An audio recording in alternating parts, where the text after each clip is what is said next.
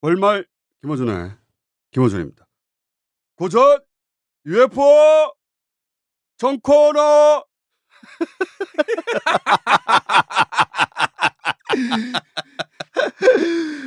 고공비행물체 유광수. 안녕하십니까. UFO 유광수입니다. 우리 사시남정기하고 네. 이어서 옥단추까지 네. 아주 대히트였어요. 고맙습니다. 하늘을 빵빵 날아가고 있습니다 지금. 네. 우리 교수님의 포텐셜이 터져가지고 예. 제가 요즘 약간 하이에 있습니다. 완전 빵빵 터져. 고맙습니다. 이 모든 것이 이 총수님이 냉정하게 말하는 거예요. 그때 정확하게 적재적소를 찔러주시면서 쫙쫙 올려주시는 추임새, 이게 제일 중요한 겁니다. 교수님은 네. 저랑 해야 돼요. 그 맞습니다. 그러니까 나랑 고전문학도 하자니까.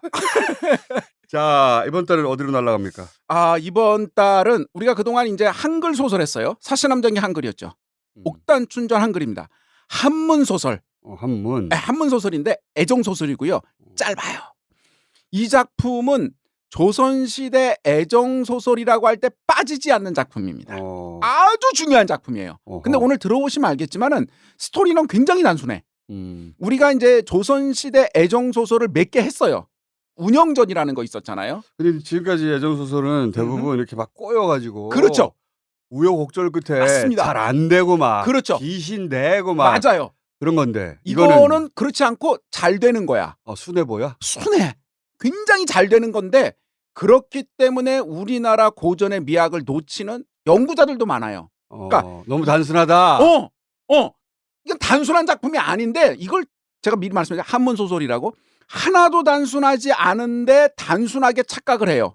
미리 말씀을 드리면 이 작품이 너무나 재미있고 사람들의 마음속에 깊이 푹 박혀서 심지어 근대 전환기에 이거를 다시 또 각색해서 한문으로 쓰려고 했던 유명한 사람들이 대거 나오고 여기저기 이 작품을 이렇게 저렇게 필사해서 하는 사람들이 무지 많이 나왔어요. 그러니까 이 예를 들어 사시남정기. 그렇지. 완전 진을 빼잖아. 그렇죠. 우여곡절 끝에 막 진을 빼. 옥단춘 막 하늘로 날아가 번개 맞고 죽고 막. 맞아요. 그렇게 극단으로 가는데 여기는 순수 애정 소설이야. 맞아요.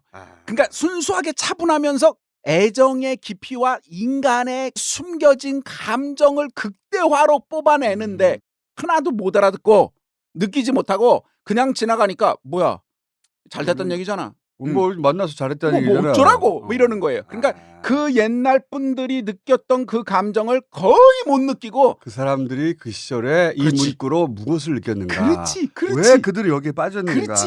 그 얘기를 오늘 거의 다 살려가지고 막 할 거고 제일 중요한 맨 마지막에 이 작품이 왜 그런지를 퍼뜩 깨닫게 말씀드리도록 하겠습니다.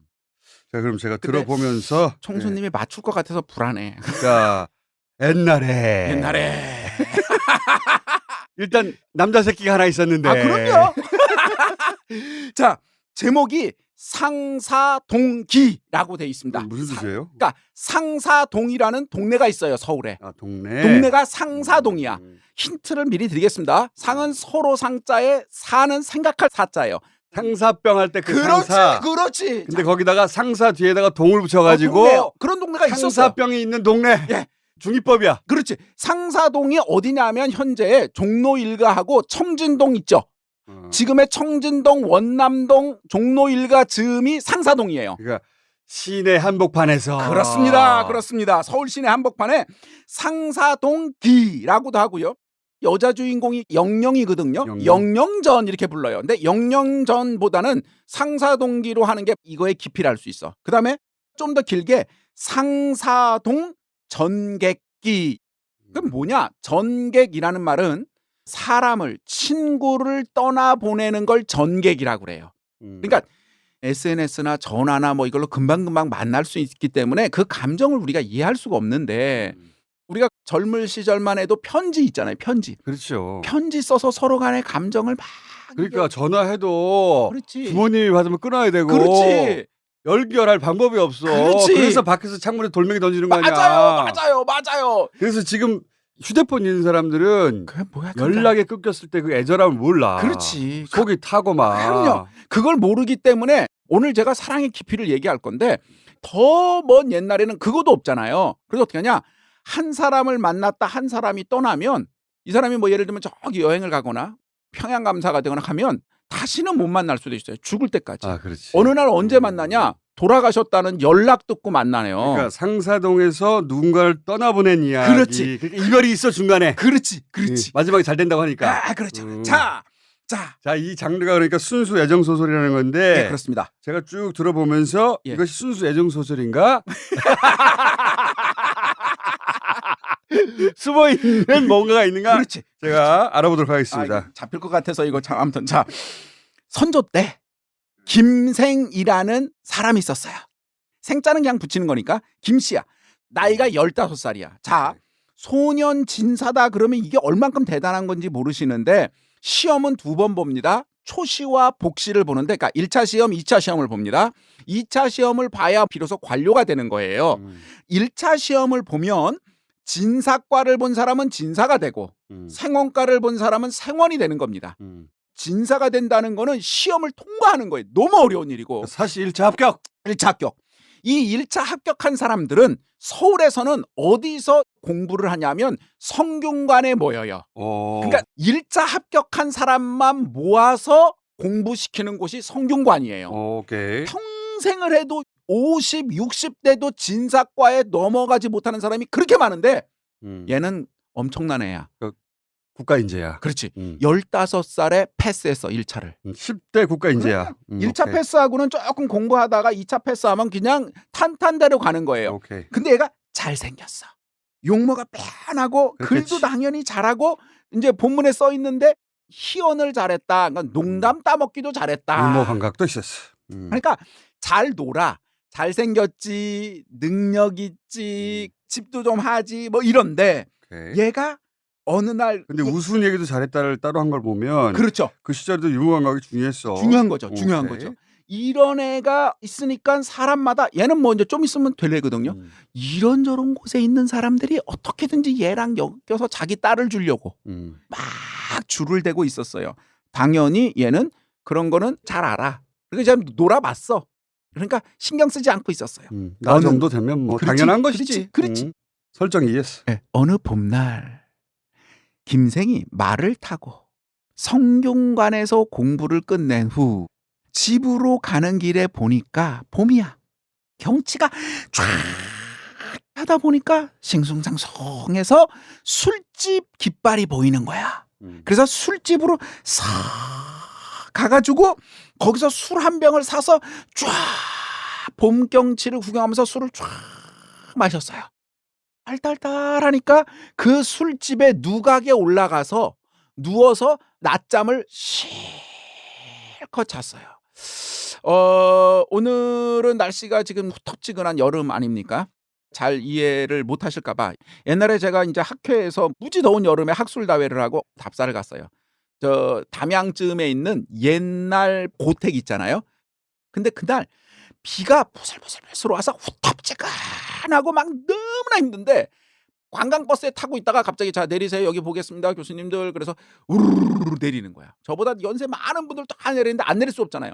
그래서 막 쭉 내렸더니 그 앞에 관광객들이 볼 수 있도록 원래 집을 조금 작게 모형처럼 만들어 놓은 집이 있어요. 거길 쑥 들어가서 이렇게 봤더니 뭐야 그냥 그렇죠. 또 덥고 막 짜증나고 막 그러고 있는데 그 지역의 유지이신 분이 교수님들이 많이 오셨다니 이거 일반에게 공개 안 하는데 지금도 살고 있어요. 종손이. 오리지널로 가봅시다. 그렇지. 그 오리지널 집을 들어가겠다는 거야. 근데 저는 너무 덥고 짜증나고 뭐 이러면서도 조용히 전 시키면 잘하거나. 너무 덥고요. 비가 슬슬 와서 습하고 막 짜증나 죽겠는데 대문을 딱 열고 그 집 마당을 싹 들어가는 순간 농담이 아닙니다. 청량하고 쾌청한 거예요. 비는 여전히 오는데 옛날 분들이 집을 지을 때 방향 움직이는 풍향 이것들이 다 연구되어서 진 거예요. 공기의 대류가 어떻게 움직여야 된다 때문에 이 앞에 어디에 돌멩이를 놓고 어디에 물이 흐르게 하고 나무도 있고 딱 들어가서 깜짝 놀란 게 쾌척한 거야. 신선세계 온 것 같았어요, 진짜. 저 구석에다 에어컨 튼 거 아니야? 아니야, 마당이라니까. 야외 에어컨. 그랬나? 그러더니 종손이 하시는 말씀이 여기 이 나무는 만지지 마세요. 그러시는 거예요. 그래서 왠가 그랬더니 그 나무에 독성이 있다는 거야, 꽃잎에. 그럼 그걸 왜 거기다가 심었냐? 그걸 심으니까 어떻게 되냐면 날벌레와 이것들이 없는 거예요. 그러니까 쾌청한 거야. 근데 거기를 쭉 걸어 올라가서 누각 같은 거 있잖아요. 누각, 팔각정 같은 거. 지금 술집 누각 얘기하니까. 그게 있는 거예요. 내가 또 그냥 지나갈 수 없잖아. 하나도 더 경험하려고. 그 누각에 내가 올라갔어. 딱 앉아봤지. 마룻바닥에. 너무 시원해. 미치겠어. 너무 시원한 정도가 아니고 옛날에 왜 양반들이 이런 데서 기녀를 불러다가 가야금 검은 거 뚱깡뚱깡 하면서 앉아서 놀았는지가 그냥 몸으로 이해돼요. 너무 좋은 거야. 자연환경 속에서 가장 쾌적한 조건을 선조들이 찾아냈다. 그러니까 그 덥고 괴로운 때. 자, 다시 이 김생이 네. 연락에 공부하고서 말 타고 지금 돌아가다가 술 기운도 나고 몸이 노곤하니까 어떻게 되냐? 이런 데 누워가지고 푹 잤어. 퍼졌어. 퍼졌어. 그리고 뜨 깼어요. 깼더니 꽃향기가 이렇게 날라 들어오고 막 옷에 시원하게 바람이 들어오고 얼굴을 살살살살 바람이 간지르니까 기분이 너무 청량하고 쾌청한 거예요. 이런 묘사로 옛날 분들은 다 알았다는 거예요. 이 느낌을 그 시대에 살았으니까 그분들은. 오케이. 그런데 저녁이 됐으니까 마부가 아유 저 서방님 빨리 가셔야죠. 그래가지고 술도 먹었고 기분도 좋고 몸이 쾌청해졌잖아요. 기분이 좋잖아요. 그래서 시를 쭉 읊는데 시의 내용이 이런 겁니다. 동쪽 언덕에 꽃과 버드나무 가지가 이렇게 늘어져 있는 것을 구경하면서 지나가니까 말도 발걸음을 멈추고 가지를 않는구나. 어느 곳에 옷 같은 미인이 있을까? 복숭아 꽃이 덧없지만 정이야 끝이 있겠니? 자, 이거를 있는 그대로 그냥 한문으로 돼 있으니까 이런 거죠. 꽃이 그리고 버드나무 얘기했죠. 수양버들 구우멍할 때 말씀했는데 야리야리야리하게 이렇게 옅게 연두색으로 이렇게 야리야리야리 이렇게 나온 거를 보고서 뭘 느꼈냐면 여성의 아름다운 선과 목덜미의 선, 허리의 선, 야리야리한 이런 거를 하면서 버들 나오면 그거라면서요. 그거라니까. 버들 나오면. 그 다음에 둘째 줄이 뭐냐면 말 타고 한다 그랬잖아요. 말도 가다가 이 자식도 멈춰서 버드나무 보냐고 가지를 않는구나. 이게 이제 오늘 반전이 있단 말씀드리겠습니다. 어느 곳에 정말 옥처럼 아름다운 섹시한 여인이 있을까? 말이 또 반전이야? 그렇지. 말이 여자를 이끌어 주는구나. 어떻게 알았지? 아무튼 내가 말씀드릴게 미리. 말이 중요해. 말. 오늘 말이 되게 많이 나와. 오케이. 생각해보세요. 여태까지 연애하는 이야기 중에 남자가 어디 갔다 그랬지 말 타고 갔다는 얘기는 없어요. 오늘 얘기는 말 타고 가는 얘기가 그렇게 많아. 연구자들도 이거를 못 지적해내. 이게 진짜 중요한 건데. 이 말이 되게 중요해. 이 말. 자, 딱 진행되는 거 보니까 말이 이끌어주는 대로 갔는데 여자가 나타나고 뭐 그런 거 아니에요? 아무튼 말. 제가 예. 중간중간에 딱 느낌이 왔어요. 장르 제가 바꾸겠습니다. 이 말 훈련시킨 거야. 말 여자가 훈련시켰어. 야, 이거 아무튼 이 말이 중요합니다. 어느 곳에 섹시한 여인이 있을까? 복숭아꽃이 덧없지만 정이야 끝이 있을까? 그냥 복숭아꽃은요 언제나 섹스 심벌이었어요. 왜 제가 말했잖아요. 무릉도원 얘기할 때도 복숭아꽃이 덧없다는 것은 버들은 S라인. 그렇지. 복숭아는 볼륨. 그렇지. 볼륨이자 성조를 뜻해요. 사실은. 그러니까 복숭아꽃이 덧없다는 건 무슨 뜻이냐면 남녀간에 이런 거는 금방 끝난다는 얘기죠. 그러나 정이 감정이 한도가 있겠니? 얘는 그러니까 뭐냐?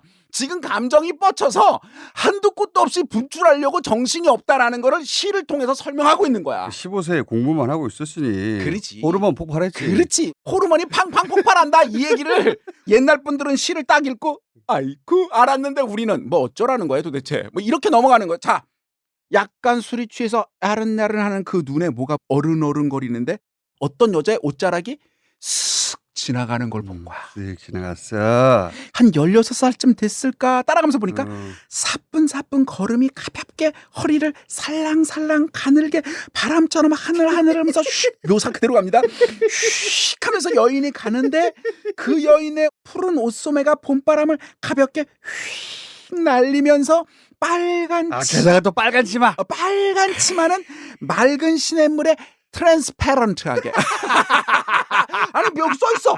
빨간 치마는 맑은 시냇물이 비쳤다. 그러니까 트랜스페런트 할 정도로 시냇물을 보니까 빨간색 치마가 휙 지나갔다. 이렇게 묘사되어 있어요. 애가 홀딱 빠졌겠죠. 나도 모르게. 그렇지, 나도 모르게. 나도 모르게 쫓아가기 시작했다. 그럼요. 술 먹고 한숨 푹 시원한데 자고 나왔으니까 정력도 다시 돌아올랐고 시를 쓰면서 나는 아우 뭐 그런데 갑자기 여자가 휙 지나간 거야. 그래서 어떻게 해? 따라갔어요. 보니까 이 여자가 어느 골목으로 가더니 갑자기 아까 얘기했죠? 상사동 정대길 상사동 길 옆으로 가더니 조그마한 집으로 쏙 들어가는 거야. 그러니까 그 앞에 가가지고 뭐 들어갈 수는 없고 남의 집 막가지는 못하잖아요. 왔다 갔다 이렇게 해서 기다리다가 해가 떨어지잖아. 마부는 가셔야죠. 자, 양양 버전 말씀드리겠습니다. 네.